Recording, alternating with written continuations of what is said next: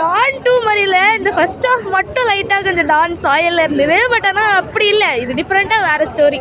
எல்லாரும் டான் மாதிரி இருக்குன்றாங்க, ஆனால் டானை விட இது பெட்டராக இருக்குண்ணா. பிரதீப் எப்படி ப்ரோ பண்ணியிருக்காரு? பிரதீப் ஃபஸ்ட்டு லவ் டுடேயில் வந்து அவரோட பேசிக் இன்ட்ரோன்றதுனால நல்லா பண்ணியிருந்தார். இப்போ வந்து அதை விட அவரோட இம்பார்ட்டன்ஸ் அவருக்கே தெரிஞ்சதுனால நல்லாவே நடிச்சிருக்காரு ப்ரோ.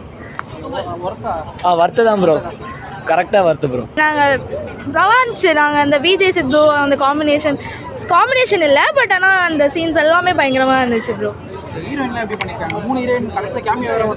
ஆமாம், அது எக்ஸ்பெக்டே பண்ணல நான். அதெல்லாம் பயங்கரமாக இருந்தது.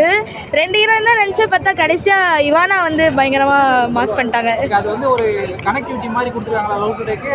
கனெக்டிவிட்டி மாதிரி இல்லை, அது பார்க்கும்போது லைட்டாக பிளாஸ்டாக இருந்துச்சு. அந்த லாஸ்ட் கிளைமேக்ஸ் செம்மையாக இருந்தது ப்ரோ. ஆஸ் யூஷுவல் செம்மையாக அவர் பண்ணியிருக்காரு. லவ் டுடே மாதிரி இல்லை, ஆனால் இது நல்லா இருக்கு. அவங்களோட ரோலுக்கு செம்மையாக பண்ணியிருக்காங்க, செம்மையாக இருந்தது.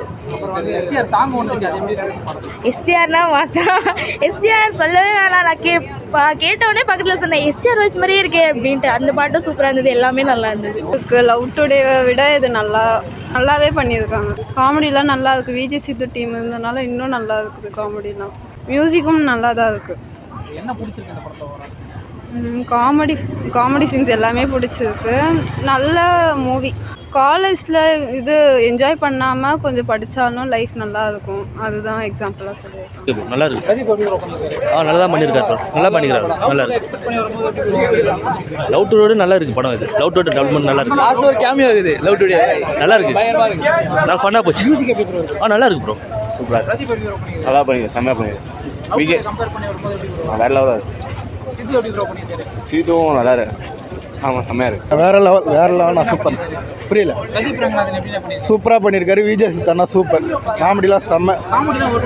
ஃபேமிலி என்டர்டைன்மெண்ட் படம். நான் சூப்பர்ண்ணா. டிராகன் வந்து செம்மையாக இருந்துச்சு. பிளாஸ்டாக இருக்கும், பார்க்கலாம். லவ் டுடே படம் பார்த்ததுனால தான் இப்போ நாங்கள் டிராகனுக்கு வந்தோம். ஏன்னா வந்து லவ் டுடேவே செம்மையாக இருக்கும். ஸோ டிராகன் எப்படி இருக்கும் அப்படின்னு பார்க்கலான்னு வந்தோம். பட் வந்து படம் ஃபுல்லாகவே பிளாஸ்டாக இருக்கும். ஏன்னா விஜய் சித்துவோட காம்போ ப்ளஸ் வந்து பிரதீப்போட ஆக்டிங் எல்லாமே செம்மையாக இருக்கும். ப்ளஸ் வந்து அந்த எஸ்டிஆரோட சாங்ஸ் அதெல்லாமே செம்மையாக இருக்கும்.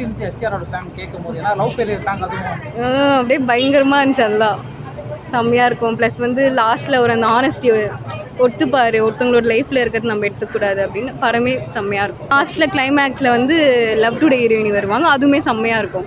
லாஸ்ட்டில் வந்து லவ் டுடே யூனிவர்ஸ் வருது, பட் அதை யாரும் சொல்லக்கூடாதுல்ல இப்போதைக்கு. அவ்வளோதான்.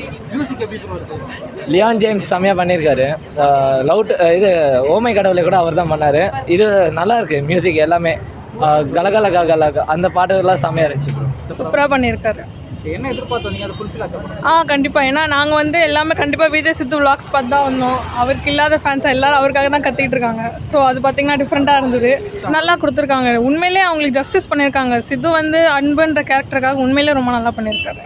மியூசிக் எப்படி இருக்கு? மியூசிக் எல்லாமே நல்லா இருந்துச்சுண்ணா. எஸ்டிஆர் சாங் ஒன்று இருக்குது படத்தில். அதுவும் நல்லா இருந்தது.